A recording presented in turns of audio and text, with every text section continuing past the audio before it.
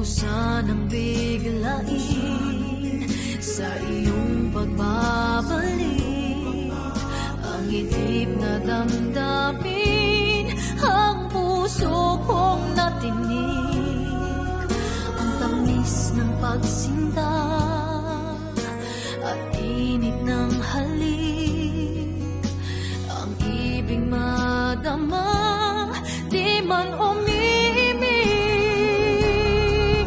Pakiusap ko sa'yo'y huwag ka nang magbabalik, pagkat itong puso ko ay sa'yo pa rin nasasabi. Kung sakasakali man akin